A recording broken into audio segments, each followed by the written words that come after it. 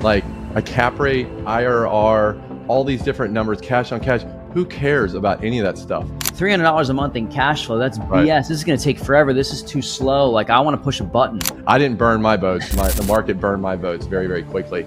If you just buy and you hold for a period of time, you can decide what phase you want to be in. Maybe I just pay off a few rentals and own 15 houses free and clear. We all have good days and we have bad days, but there are a million or a billion ways to live a life. Like, you have this golden opportunity. Stop bitching and moaning about it. Stop spending 19 million hours on YouTube.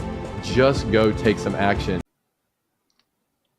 Clark, officially welcome to the Wealth Juice podcast. Corey and I are so excited to have you on the show, man. We found that we run in similar circles from, I think it was 6 degrees of separation from a mastermind to a personal connection, and then finding out your network is synonymous with ours in Tampa. It's all fun stuff, man, and find out the world of real estate investing is smaller than we think. So we're pumped to have you here, man, and thanks for joining us. Thanks, man. I appreciate you guys coming on your show. I've seen a lot of your episodes, man. I think you guys are really talking about some cool stuff that everyone needs to know about, man. Like, it's just so important. So I'm excited to come on here. Let's jam, man. Let's talk about it. Yeah, let's do it, man. I think we were chatting a little bit pre-recording too, just to give people a bird's eye view. Is like, you can talk a million episodes about buying a rental property or right. flipping and real estate. It's very, I don't know. I don't want to say it's basic to a T, but it's not rocket science. But I think what goes on between your ears sometimes can be rocket science, and people get too in their head. They never start. They get analysis paralysis, or they see all these different strategies out there and they're like, which one should I take on? So I just want to go back to like your beginning journey of how you got into the game and talk about, the strategies that you employ into your, I guess, quest for financial independence, and then why you picked each strategy. Yeah, no, I appreciate that. I think that it's something I almost think that you said analysis paralysis, right? And to me, there's almost too much information out there. There's too many people, and everyone wants to make it so complicated. Like, if you're trying to buy your first rental property, like a cap rate, IRR, all these different numbers, cash on cash, who cares about any of that stuff? Like, the thing is that if you're trying to crunch a cash on cash to buy your first rental property, to me, I'm like, just go buy something that rents for more than the damn mortgage payment, right? So I think that one of the things that I learned through my journey, I started off, I was in W-2 sales for like 10 years. I love sales. I'll always be a salesperson. I love, I could read Never Split the Difference by Chris Voss like 100 times, right? To me, that's the same as like watching a show on Netflix. Like, it's entertaining as much as it is like informative to be able to understand the psychology of how to sell and have empathy and all those good things. But I started off and I bought my first property when I was 22 years old and I graduated college, which I'm aging myself, guys, but I am 42 years old. So that was freaking 20 years ago, 2 decades, which kind of stings me to say. But I had no clue what to buy. I had no clue where the right area was to buy.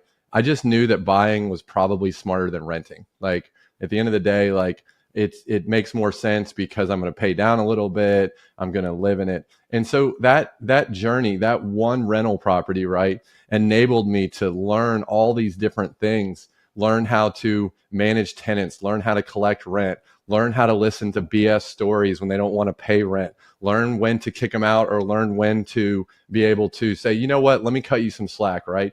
And then that's what, I flipped the penny, right? And I bought the next one and the next one. And I did that. I bought 7 properties while I had my W-2 job. And then in 2015, I burned my boats and I decided that, you know what, this real estate thing's pretty cool. Maybe I should make it my active, my active inventory or income, and bought a real estate franchise at that time. And, that's kind of what started me on my real estate journey. Love it, Clark. This is this is so great to talk to somebody you're about 10 years older than us. And we've been doing it for 7 years and you've been doing it longer. And I just love you're an example of the slow and steady wins the race, Yep. man. And we talked about you have 20 rental properties.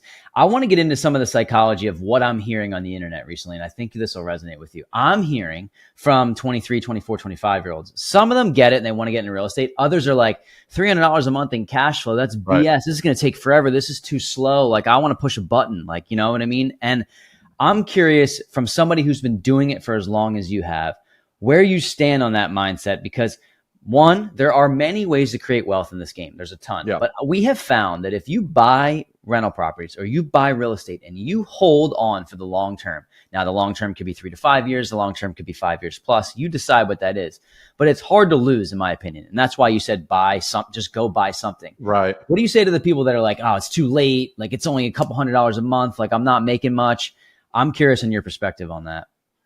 God, I love that question. There's so much out there. I do feel like, especially with podcasts, right, and with social media, probably the average age of people putting out content is probably 30, 35. Like there's not a bunch of 55-year-old dudes on podcasts right now, albeit there's some. But for every 55-year-old with a podcast, or like the next reel he just put out on Instagram, there's probably 10x that many 30-year-olds, right? To your point. So you've only been on this planet 30 years. You get out of college. That's 8 years of kind of like adult life. So there's just part of it that I've just learned over 20 years now, that you learn the hard way. You learn things that work. You learn things that don't work. The people that say, well, it's only $300 a month, I get it. But I think that you're looking at it from the wrong perspective if they're asking that question, because they're trying to make it into something that it's not. And this is something that's taken me a long time to learn. Rentals don't make passive income. Okay. Now we could debate this, and I'd love to have that debate. But over 20 years, I have learned that if you are going to be the type of person that wants to go out there, you want to delay your gratification, you want to keep climbing that ladder, climbing that mountain, pushing the boulder up the hill, then you're probably going to want to keep going from 10. I remember when I got to 10 properties, I was like, oh, I'll be done. By the time I got to 10 properties, it's like, oh, well, now I got to go. I want to buy 2 more and then 2 more, right? You have that drive inside of you to want to keep buying more, perfecting your business model, keep refining it, right? And so I remember I got to about 20 rental properties, and then I was like, you know what? I learned a lot. And I'm like, I need to start buying better quality assets. I need to stop buying C+ stuff that looks great on a spreadsheet. Until you buy it, you own it. And then you spend money on CapEx and tenants screwing it up. And then I bought another about 15 units over the last 4 or 5 years that were high quality, good areas. People want to live there, right? But it took me, God, probably 12, 13 years of buying Class C stuff to realize that this stuff doesn't make any money. Yeah, the spreadsheet does, but the spreadsheet doesn't deposit into my bank account.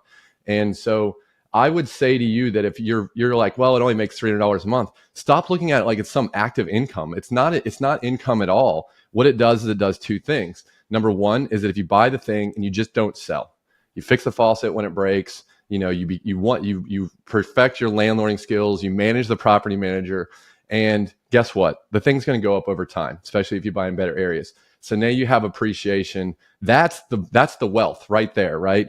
And then you have tax benefits and principal pay down and all that, right? So you're creating that equity. That's it. Like, to me, if you're buying thinking you're gonna replace you're not replacing your income, like, whatsoever. Like, that's a freaking joke. So I think that if you look at it from a standpoint of creating wealth, creating legacy wealth, and then go do the thing that you do actively, whether it's working at Amazon, whether it's working in tech, whatever your active job is, flipping houses, I don't care what it is. Ultimately, that's working in the background, creating your wealth. So that would be the number one thing I would say to that.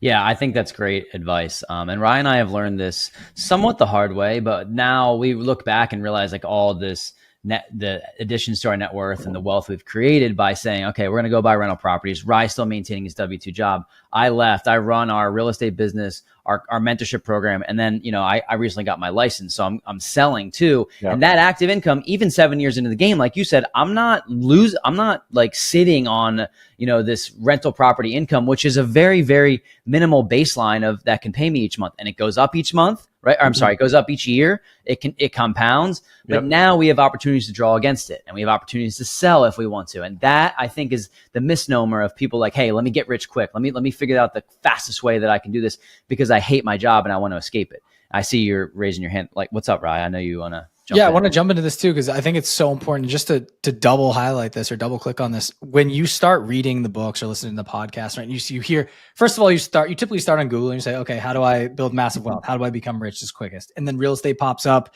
You get in, you're like, wow, not the quote, 90% of millionaires are made up of those who invest in real estate. Right. And everybody gets hooked, right? And then you get suffocated with all the information, Airbnb, midterm rentals, syndications, rentals, whatever you want, however you want to dive in. But there's so many different things that you can go into.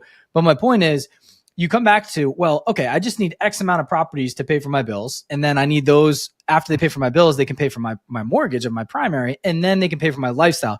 And you can do that, but it's going to take a very long time. And what I wish we realized a little bit earlier on, and it's just from going through the game, the only way you can realize this is you're buying that first monopoly piece on the board, and you're just keeping that as long as possible until you get to the point, the inflection point where you've made enough money, or the percentage has clicked double, or it's 2x, 3x, whatever it has. You take that capital, you split it into 2 other properties or into a bigger deal, partner with other people. And that's what we realize. It's accelerating the dollar and putting the velocity of cash a little bit further. And I think had we heard this message earlier on, maybe we would have dove in more, but we were kind of blind to the fact of it's sexy because you can put a cash flow number towards a bill and then towards the mortgage. So for those listening, I just want to say this is a long-term wealth builder. And you were one of the first people that's really talked about managing or keeping the W-2 job as your active income or something versus focusing solely on the cash flow, because I think it's flipped 90% of the time. So it's super important. There's one thing you mentioned too that kind of went along with this, and I'm thinking about your journey. So I'm going to dive back in here. You mentioned you worked the W-2 job. You bought about 7 properties while having the W-2, but then you bought a real estate franchise. And I think that was something that brought in active income. Can you talk about what kind of franchise you bought and like how it pivoted your business and brought in active income? Yeah, I mean, that was certainly a tipping point to be able to kind of like explode my access to real estate on an off market level. In 2015, I remember I was a sales manager and I was interviewing someone to take my position as a salesperson. And I was talking to him and I asked him, I said, well, what else do you do? What are your hobbies? He goes, well, I bought a franchise. And I was like, oh, a real estate franchise, but that's like 100 grand or 200 grand. He goes, no, it's like 15 grand. And I was like, 15 grand, tell me more. And then, 3 months later, I didn't hire him, and I ended up basically kind of leaving my job. It's called Homevestors. We Buy Ugly Houses. They're a national franchise. They've probably got over 1,000 franchises across the country. I don't know what it costs now to buy one. I'm sure it's 30 or 40 or 50 grand, whatever. Of course, like everything has gone up. But what it did is it gave me a way. It forced me to say, okay, Ryan, I'm going to spend $15,000 on this. Okay. And then it's going to force me to surround myself with other people that are doing the same thing as me, so we can share best practice. It comes back to the network, right? Like it plugs you in. You're buying your friends and you're just buying a playbook. That's it. All you're doing is saying, here, give me your Rolodex. Here's a playbook on how to do it. Right? I still had to get up every day and grind and get after it. And there's plenty of franchisees. I remember within 3 years, you'd come in, we went to a training class with 20 people just like me, bought the franchise. It's day one. It's like first day of school. Everyone's looking good and got their best shirt on, excited to get after it, right? And I remember then you go to a convention yearly. At like the third year, it was 2 full years, there was like 5 of us left after 20 had started, right? So that's what, a 20% retention rate after 2 years. So it's not a foolproof plan. No one's going to sit there and like yell at you like a football coach in JV football practice, right? But you get the playbook, you get the network, you get the lenders, you get all the stuff, but you have to go make it happen, right? And obviously 75% of the people, either it was hard or it was, it wasn't as secure as they felt like their W-2, so they probably went back to their W-2. But that moment changed the trajectory of my real estate journey and kind of my entrepreneurial journey as a whole. Dude, so let's talk about where you're at now, because I want that after 20 years in this game, you're at a stage where you're focused on a number of different things. So you have the rental properties, the franchise. Talk to us about what your business looks like in 2025 so that we can paint the picture for people. Yeah. So I think the biggest thing, and no one ever talks about this, and it's what I've experienced over the last 2 years. Okay. So my business during COVID was selling turnkey rental properties to a group out of California, a flipping business, but we sold to the same buyers each time. Interest rates went up. It ripped our business model, just gutted it within like 2 months, gone. Right. So, ironically, I have a podcast called Burn Your Boats, and my boats, I didn't burn my boats. The market burned my boats very, very quickly. But here's what I realized, that after 20 years, what the rental portfolio. I look, there's people that have thousands of units and there's people that have 3 units. So there's no point to compare. I've probably got about high 30s, 38, 39, 40 units, something like that. It's probably about an $8 million portfolio. I own half of it myself, and I own half of it with one or two business partners. So no syndications, anything like that. The thing that I've learned is that over the last 2 years, I've been able to leverage that portfolio to have we say like we want freedom, financial freedom, freedom of time, blah, blah, blah. You hear the same things. I've actually had freedom of career choice. Okay. So what I mean by that is that my business model got ripped out, right? In end of 2022. So what did I do? Did I panic? Did I have to go out and like go start a new flipping business to go sell to retail buyers? Did I have to go back into some sales job? I could have done any of those things, but because I had the rental portfolio, I was able to sit down, smell the roses, smell the flowers, talk to guys like you, saying, what are you doing? What's working for you?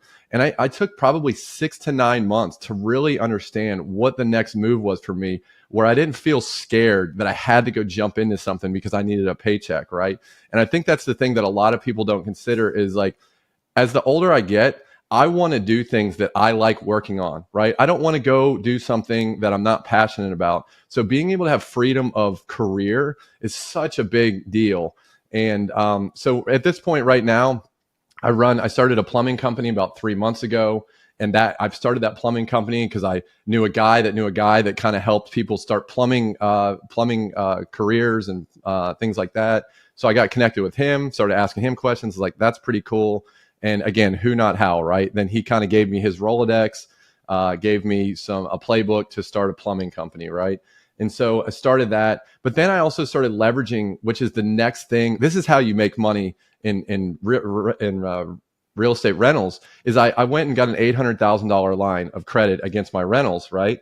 And now I'm able to do, like, I'm building a $2 million house that I'm in. I'm private money lending, where I'm going and kind of partnering with guys where they're doing all the work and I'm just kind of providing capital. None of that would be possible without rental properties. No one ever talks about, like, how do you use your rental properties as a vehicle to participate in opportunistic things like private money lending, like building. I've never built a $2 million, 4,000 square foot house before, but I am now. And guess what? It's not coming out of my pocket. It's coming out of my rental portfolio's pocket. And then I just pay it back, right? So those are the type of opportunities that I've enabled, but it's taken 20 years. Like, this didn't happen overnight, and it's not going to happen in year 3. And it has nothing to do with $226 a month cash flow. Dude. Okay. So Henry Washington talks about this all the time. We had him on our podcast a couple of times. He says there's 3 phases of when you're building your real estate portfolio. I want to make sure I'm not butchering it. Your accumulation phase, stabilization phase, protection phase. Okay. Yep. Right. So what I have found that's very interesting is that Ryan and I have recently talked about this because we're talking about selling one of our rental properties. We've been going at it for 7 years. It's nothing. And that was even the beginning. Really, Ryan and I, like 5 years. So we're not even we're probably still in the accumulation phase, maybe hitting the stabilization phase. But I'm saying this because you're a couple steps ahead of us. Think about it this way. We were having this conversation about, hey, my primary residence house hack, my property in Tampa, a couple rentals in New Jersey, Rise primary. Like, these properties, if we're smart, we take those things to the grave, metaphorically. Like, we pay them off at the end of the day because we have that could be the protection phase for us. We have the syndications that we're in as general partners that Ryan and I have say over what happens to them, but not ultimate say. Us and our partners collectively will decide, hey, after 5 years, maybe we trade up, we pay our investors back. We're not in full control of that. But I find it's interesting because you're in this position where it's like, if you just buy and you hold for a period of time, you can decide what phase you want to be in. And for us, we have found that at the end of the day, if you have paid off properties down the line, that's something that nobody can take from you. Like, you are as good can be if that's the stage. Now, it's hard to think about that when you're in your 20s, 30s, and 40s for the most part, because all you're thinking about is grow. But I think everyone should be thinking about a portion of their portfolio that they do not sell. And Ryan and I just had this convo because one of our properties, I wanted to be in that lane. Like, hey, we're not selling this, but life stuff happens and business stuff happens, and we might end up selling it. I don't know yet. My point is, for you, if you could take a period or a portion of that portfolio and say, I'm going to keep this forever and I'm going to pay it off, you're actually going to get $2,000, $3,000, $4,000 a month in cash flow on one property. And Right. that is freedom. And Rye, I see you want to jump in here too. I just love this. I love this conversation because it's not talked about enough. And I think for us is like people always go on the unit count, and it comes down to how much equity can you have in your place, how much cash flow do you have typically coming in. It's not about the numbers. It's about how is this property performing and at what stage of life are you in. And you said something that really hit me is like, it doesn't matter the number you had, but for you to have the ability to pull $800,000 worth of credit out to do things, to take a hiatus, reset, recalibrate, start the plumbing business, to build this brand new home. It just gives you the freedom to do that. Like for us, we're running multiple businesses, but if we want to pivot one and shut one down, the fact that we have a rental portfolio means we can pause. We don't have to go get another job. And that doesn't mean living off the cash flow. That can mean, hey, we have this asset where we've baked in a ton of equity. You don't have to keep it for 30 years. We always trick ourselves into, we have to hold. The point of it's to have the optionality when life hits to be able to go do that and offload a piece of the board. And so I think we've like trained ourselves by listening to all the podcasts and reading the books where you're like, you buy it, you hold it. And then you're at some points in your life, this like you're getting so strained on what you're doing. You're like, dude, what do we have all this stuff in the ground. Like we found ourselves, multiple times throughout the careers, like, asset rich and then cash poor. And you're like, what am I doing? Like, I'm not going to wait 5 more years for this thing. Let's live right now. So I want to make a case to saying like, it's okay to consolidate your portfolio, whether it's selling off some properties to start another business, or to pump that equity that you have into another asset. Like for example, like I'm just giving you a primary example. Like I think my primary, I bought it for $350,000. It's worth about close to $6 now. We'll call it $550, but I only have like 200 200 left on it. If I just pull from another asset, sell that and just pay off my mortgage and then keep this thing as a rental and buy a new primary, I'll have $4,000 in cash flow a month. Right. It's amazing. So it's just one of those things where I don't have to worry about 5 to 10 units to get me to that mark. I have one. And I think people kind of confuse themselves. They're like, they need a million of these things. I'd rather have one to manage, one simple thing, have insurance around it if shit hits the fan. And you can have a small but mighty portfolio is my point. And I just really love this conversation because I think people, once again, they lane themselves back to, I'm never selling these things until I'm 67. That's once again, trapping yourself into retirement just as you would with the W-2 and never touching something. Or they wait for the cash flow number to stack up, where I think that's depending on the market cycle you're in. You don't have to do that. So love this part of the conversation. Corey, did you have anything else? I kind of jumped in there. No, I mean, I want to see what your thought process is here, Clark, with the plumbing business and like what you're looking to do next. Cause you just have so many options, and it sounds like you're in a exploration phase of like, I built this thing for 20 years. Like, maybe correct me if I'm wrong. Maybe you're trying to figure out the thing that's next. And, you have the ability to actually think about it. That's what's cool. You can think for as long as you want about what you want to do. So tell me what you think of the plumbing business, like how that's going and what you want to do for the next couple stages here. Well, I joke around. You just said it, and you didn't put enough emphasis on it when you're like, you're probably in the you're in the exploration phase. I've been in the exploration phase for like 3 years. I joke, I'm like, I'm just trying to figure out what I want to be when I grow up, man. I'm like 42. And I'm like, I should have it all figured out by now, right? Like I've got this, I've got that. I'm like, I just pivoted and started a plumbing company. Like it's so random, right? But it's something to kind of your point about what Henry was saying about like, and I've kind of had an epiphany about that. Is like, okay, if I have my oh shit bucket, if Russia invades us tomorrow, right? And I can't do my plumbing thing, but I've got my people still need a place to live, right? So I always feel like that the rentals, it's such a low risk that I own just myself, right? I can sell them, buy them, I can do whatever I want with them. It's mine. So half my portfolio is that. I look at that as like my oh shit bucket. I'm going to move to Costa Rica and just live off those rentals, right? That's my oh shit bucket. And then you have your cash flow bucket. You got to pay rent, right? You got to pay your bills. So that's kind of my plumbing business that I started, that I envision to say, how am I going to make my active income, right? And that's the plumbing business. And then I'm able to leverage my rentals that I have to then go do opportunistic things, start developing more, start buying cooler, better located rental properties, participate in investing in businesses, like I'm about ready to do a land flip loan and start to partner with people that are doing that, where it's very, very passive, right? I've found that the only passive thing I've ever done is private money lending. Everything else, there's just, shovels and stuff like that. But I think being able to understand those 3 buckets is really important, but it takes time. It just takes time, right? Like it's not something that happens overnight. And I'm thankful that I had one skill set, and that skill set is to not sell. But you get to a point, like I'm 42, and I think Ryan, you alluded to it a little bit about, it's like, it's not how many doors you have, where are you at in your life? Like, what do you want in your life? And for me, I've started to be like, man, I'm 42. I'm not 32 anymore. I love traveling internationally. I was just in Europe for 3 weeks last month, in Italy and Croatia. And I want to go back to South America in like two months, right? Like I've already been to 4 or 5 countries this year. And so you get to a point where I'm like, maybe I've taken my foot off the gas a little bit. Maybe I sell off a few rental properties, pay off my debt, and maybe start looking, instead of the rich dad, poor dad Kiyosaki, where, you're constantly leveraging, maybe I just pay off a few rentals and own 15 houses free and clear. And I'm at a point right now in my life where it's a very real thing where I could pay off 3 or 4 rentals and have 14 or 15 free or clear. That's a pretty decent lifestyle, right? But then it's like, I feel like I'm slowing down, right? And as I grew up playing sports, we're all competitive, and I almost feel like I'm failing myself it's like I'm giving up. I'm like, flying the white flag, like I'm done. Like, and then I worry, well, I'm going to get bored very quickly. I need to go do some stuff. So I am absolutely at a crossroads in my life right now where it's like, do I put my foot on, do I let off the gas? Do I put my foot on the brake? Do I just slam my foot on the gas and just keep going full forward, delay my gratification?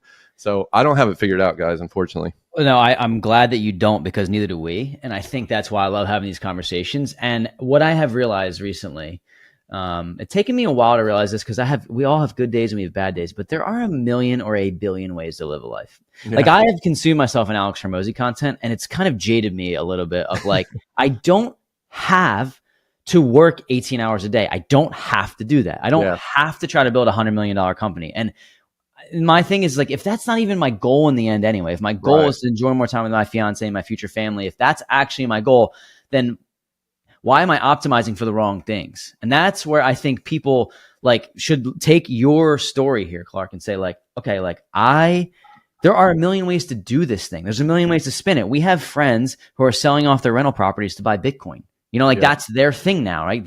And they've been the rental property guys for 15 years, right? So I'm like, just optimize for what you want out of your life. And honestly, don't be afraid to make mistakes, because Ryan and I have made big mistakes in getting into business with the wrong people, whatnot. But I have just found that the most important thing that anyone can do is figure out what they actually want and be okay with what their wants changing to something else at a certain period of time. And like the power to change your mind, it's not weakness, it's strength. So I just love the conversation, because you've built something where it's like, you're pretty much going to be okay regardless of the choice you make, like maybe it takes just having conversations with other guys who have no clue what the hell they're doing to figure that out. But yeah, I think the stage that we're at, it's so healthy and helpful to be in mastermind groups. And maybe the words used, maybe there's a stigma around it. Same with mentorship. But I think the point is, at some point in your life, I'll just call it out as a male, right? Like for us, Corey and I were both in a fraternity in college. We played sports growing up. You're around camaraderie and like attacking a common goal together, right? You get to this point in your life where you're working the W-2 and you're like, you come home and you family, kids, and it's amazing. Don't get me wrong. But there's another side of you, that like the primal side, where you're like, I need to compete. And I think what gets me fired up a little bit every day is like, this is our baby. And I can say this to you too, dude. You built your podcast. We'll talk about that too. And like the business, it's our baby that we created and we're nurturing, and we're trying to like make it the best version of itself. And also like pivoting, it does feel, it resonated when you said this. It feels like you're giving up. You're like, shit, man. Like I just built this entire thing. I want to maintain it, but like at some point, we have to pivot for a certain reason or two. But I think when my point in bringing all this up is like, for us to get around the other people that are doing it, to realize it's natural, this progression of where your brain goes. And like, as you evolve in this game as an entrepreneur, there's so many ups and downs. It's a roller coaster. But if you can like connect yourself with the people that are doing it, they keep you grounded, and they give you options to say, you don't need to cash all this out. You don't need to stop, dude. You can pivot here, maybe try this lane, still maintain, and still live the life you want. And I think if we can spend as much time as we do in our business to try to generate cash and like serve people, to planning out our life and all these trips you're mentioning and things, we'll be in a much better and healthier spot, because then when we have that downtime, it's like I worked for this and now I'm excited because this is what I want to do. I'm not just going to do this thing to check a box. So it just becomes this hard thing. And I'm realizing as we get older, we need more camaraderie. We need to chase that excitement. And then, that continual evolution of hitting the pavement. Like I know we're kind of built to work in a way, but it's really because society's kind of trained us that way.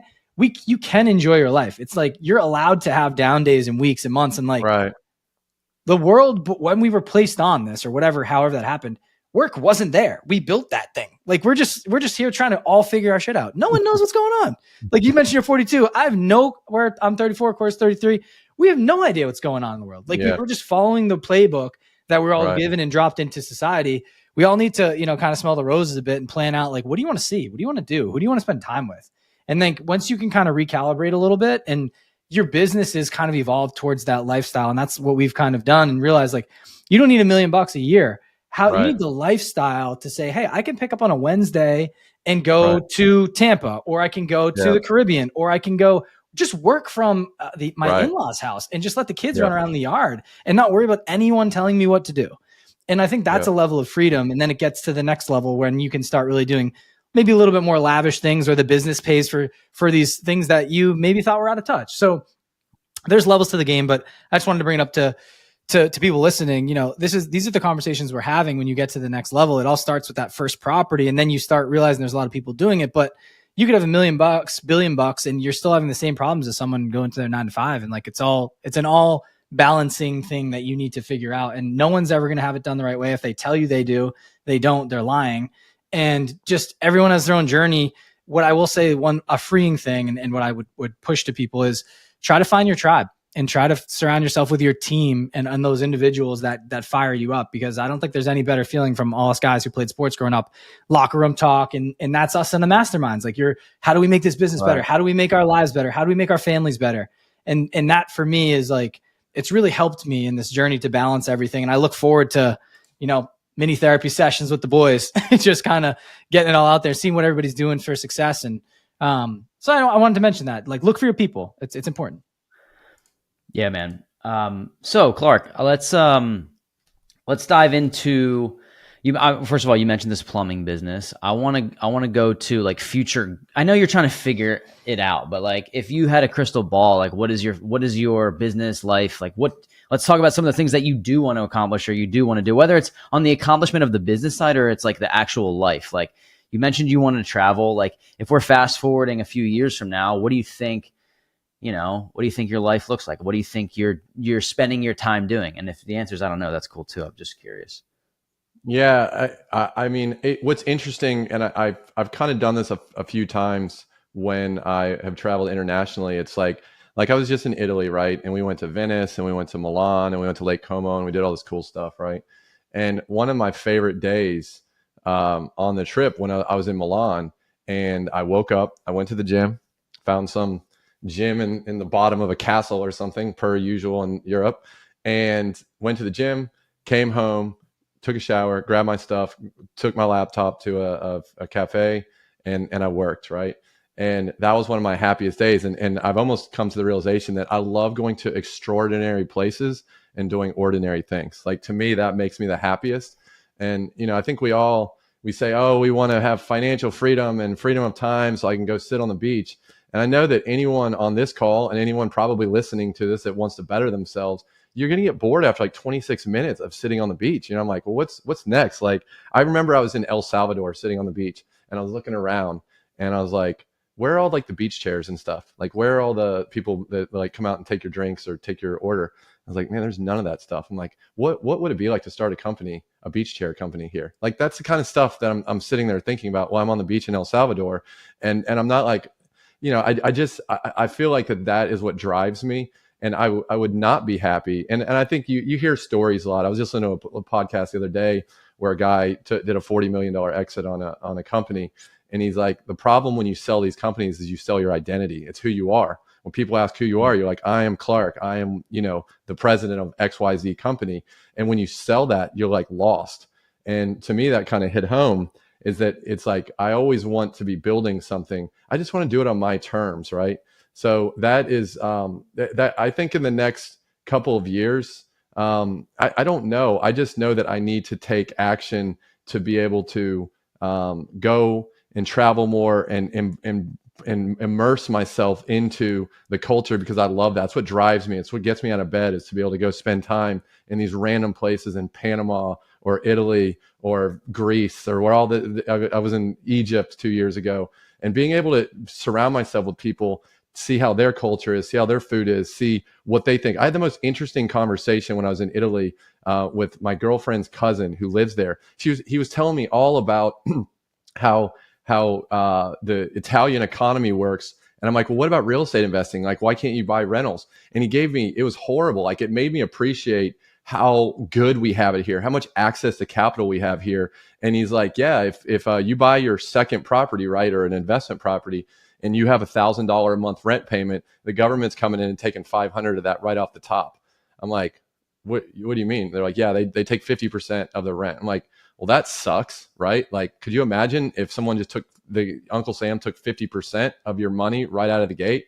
And so just having those discussions helps you to give, I feel more energetic. I feel more appreciative, more grateful to come back to this country that we live in, to say, God, we have all these opportunities. There is not an excuse. I have to come back, and it is my job. It is, I owe it to society to bring back energy, to get on podcasts, to talk about it, to tell my friends, my family, whoever wants to listen, like, you have this golden opportunity. Stop bitching and moaning about it. Stop spending 19 million hours on YouTube.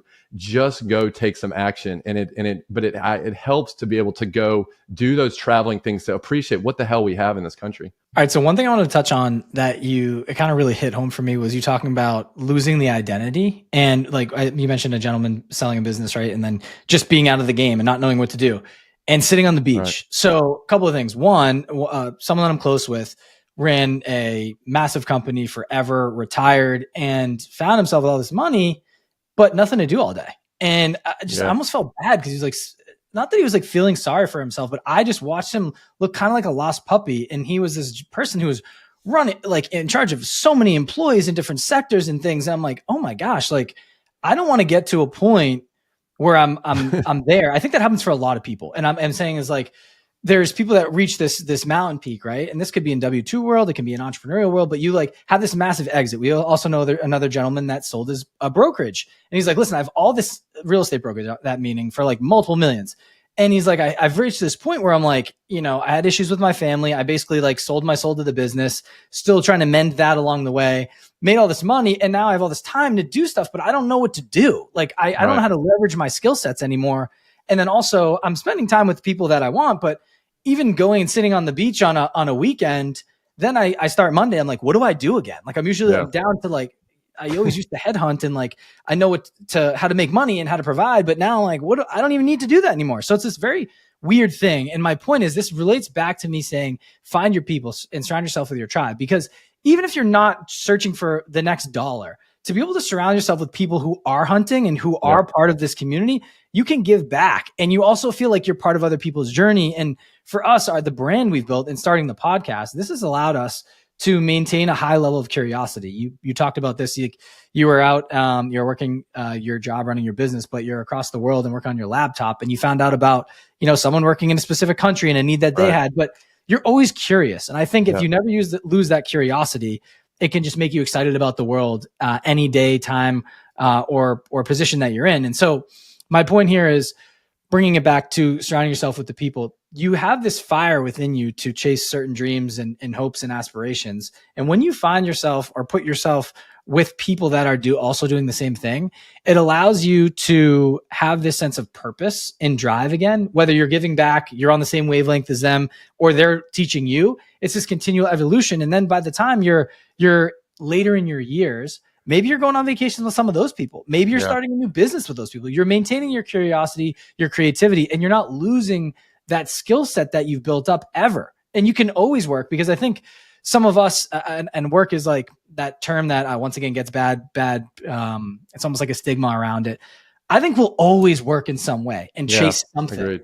I don't know what it'll be, but like as an entrepreneur and having this like fire in you to create and mold and knowing what you're capable of, we'll always do something, or we'll be so bored. I find myself in the summers, I almost feel like a teacher, my W-2, where I'm so busy for like I don't know, 75% of the year. And then in the summer, it's like a lot of dead time. It's slower, but we have our business to run. But then I find myself going to the beach with the family a lot, and it's amazing. That's what they love to do. It's their favorite thing. They no desire for the business, no desire for this like other thing that I'm chasing, and they're just so happy. But for me, I'm sitting there with my feet in the sand, and I'm like, well, this was cool for like 2 hours. Right. And then like, what am I doing? I'm like, I'm listening to a podcast. I'm reading a book. I'm just turning into a freak again. And I'm like, okay, dude, you need to chill, look at the waves and enjoy it.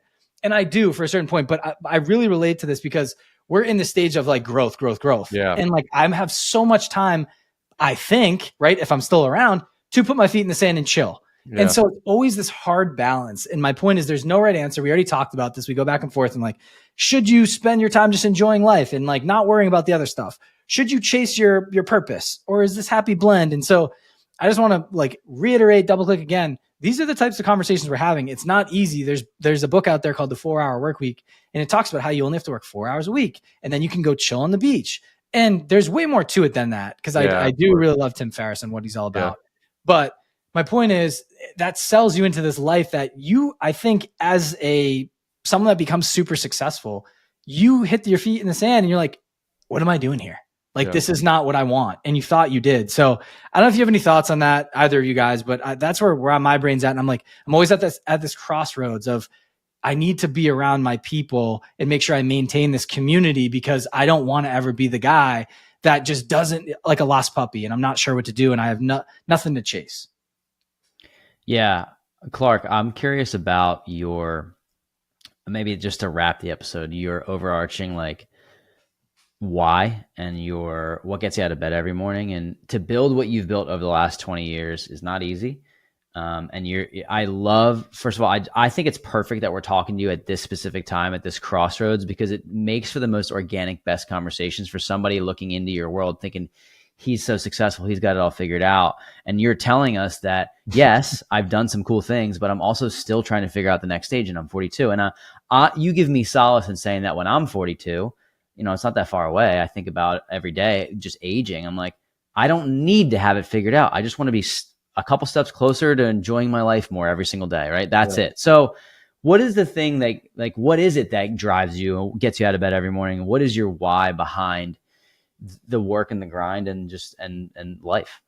Yeah, it's something that we don't ask ourselves enough. And I know, Corey, me and you talked about this offline about, everyone wants the quick answer, right? It's like, tell me how to flip my first property, right? To give me the lender, it's like nuts and bolts, right? And I remember when I was in that stage of like buying my first few rentals or my first few flips, whatever that looked like, I was the same way. I was like, this mentality stuff, this mindset stuff, it's all BS. Like, I don't care about that stuff. Give me the best contractor, how do I go find the best deal and go do it, right? And then you start to figure out is that, wait a second, it's actually the mentality that's going to get you to that point. And we need cheat codes to be able to do that. So Ryan, you were talking about your network. That's like number one, man. It's who, not how. Like, you've got to get yourself in rooms where you're the biggest dummy in that room. And if you're not, and you're just constantly surrounding yourself with people that are at your level or, maybe even a little bit below your level, that's not going to force you to grow, right? It's like when I go to the gym and I work out, I always like working out with people that are stronger than me because I want to level up to their thing. If they're not as strong as I am, it's just like human nature to be like, oh, I can kind of slack off a little bit because I'm already stronger than them. So I always want to surround myself and keep being the dummy in the room. And I've put myself in some rooms lately where I definitely felt like it was humbling, like I'm not $100 million guy. I'm not a family office guy. So I'm like, cool. I feel a little bit out of place. I'm in the right rooms. So for me to get out of bed right now, I want to grow a family. I have a girlfriend that we've been together 3 years now. We love to travel. I think that probably having a little one is probably certainly in the very near future. As a 42-year-old, I better hop on that ASAP, or I'm going to be like 68 years old at my kid's soccer game when everyone else is like 32. So I'd rather not be in a wheelchair or a walker at my kid's first soccer game.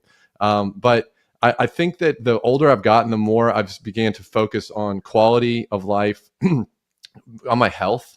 Like I go to a physical therapist now. I have a personal trainer. I'm trying to figure out, how to eat healthier, how to do meal prep, or do like things like that are important to be able to, like, I don't care how wealthy you are. If you're out of shape, if you're not focused on your health, no one's on their deathbed saying I should have bought another rental property, right? Like, I wish I had more time. I want to squeeze as much out of my time as I can.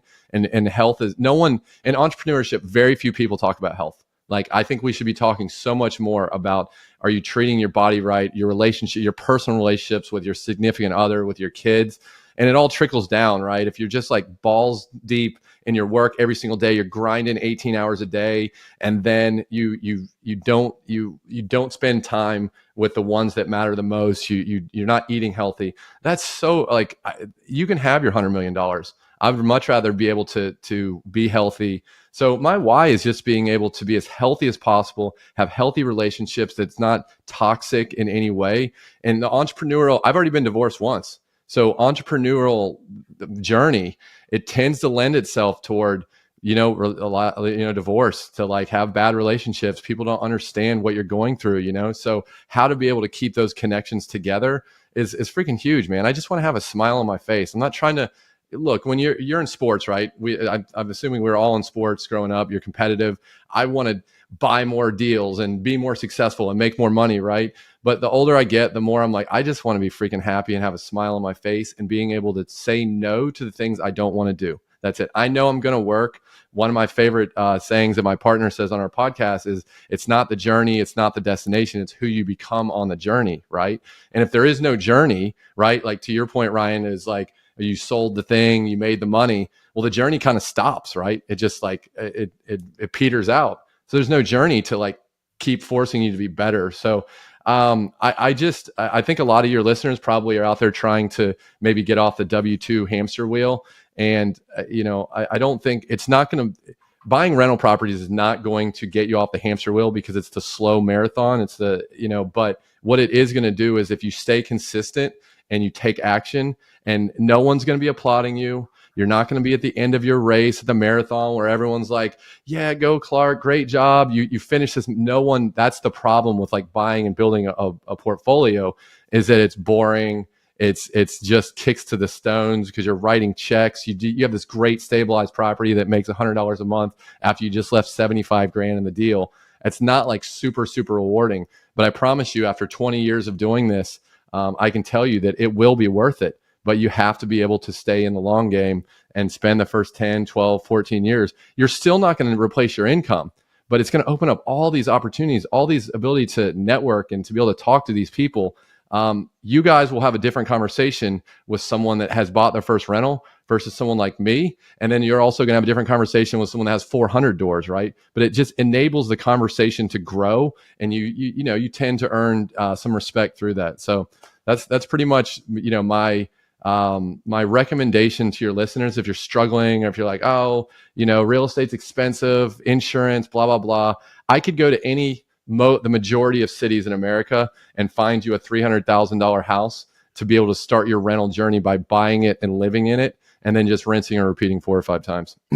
That would be the number one recommendation that we give to anybody listening to this, is that just get in the game, put 3.5, put 5, put 8, put 10% down, live in the property, learn the game, and delay some gratification for 3 to 5 years, and you're going to turn around and be so thankful that you did. So, Clark, you're living proof. I really appreciate your time. This has been awesome. You have a podcast of your own. If people want to learn more about you, they want to follow you, they want to network, they want to have conversations like this, and just be in your sphere, which it seems like you're open to, right? So what would be the best way for people to get in touch with you?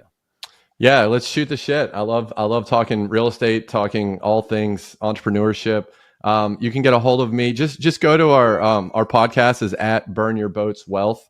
Well, that's what we are on Instagram, on all the social medias, LinkedIn at Burn Your Boats Wealth, and just reach out to us, shoot us a DM, and love to see if we can help you on your journey.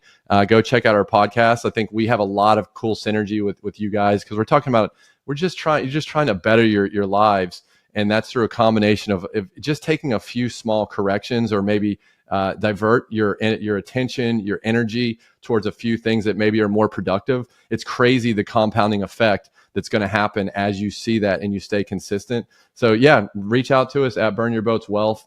Love to have chats. Go check out our podcast, And I mean, man, at the end of the day, guys, it's all about taking action. And there's a lot of people that will say, well, you got to make sure that you take the right action, because if you're rowing the boat in the wrong direction, I would almost counter that and say any action toward making yourself better, toward buying a rental property. I don't care if it's in the worst area of town. I don't care, because you're going to learn so many lessons that you're not going to learn from YouTube when it's on your own dime. It's funny how when your own money is on the table that you tend to show up more, right? It's like I have my classes that I go to for the gym, and I get charged $20 if I don't go. How many classes do you think I've missed to not go at 6 a.m.? I'm going to make those damn classes because my ass is on the line, right? But the minute that accountability goes away and I just have my normal gym membership, and sometimes I'll go, sometimes I won't, but I'm not penalized. You've got to go find your penalty. And that's by starting and taking the risk and the action to go do something, regardless of the result. You're going to learn so damn much. Worst case scenarios, you learn a great lesson. Best case is you actually make a little bit of money and you get to do it again and again. My man, this has been awesome. I love the conversation. I love the mindset. I love again, bettering yourself. And our podcast is about figuring out ways to live life on your own terms. At the end of the day, that's what it is. Figuring out ways to do this at your pace and the way that you want to do it. So you're living proof. You're already there, man. So I'm going to give you some congratulations and some flowers, even though you're looking for what's next too. We all are. So thanks again, Clark. This has been awesome. And we really appreciate your time, bro. You guys rock. See you next time.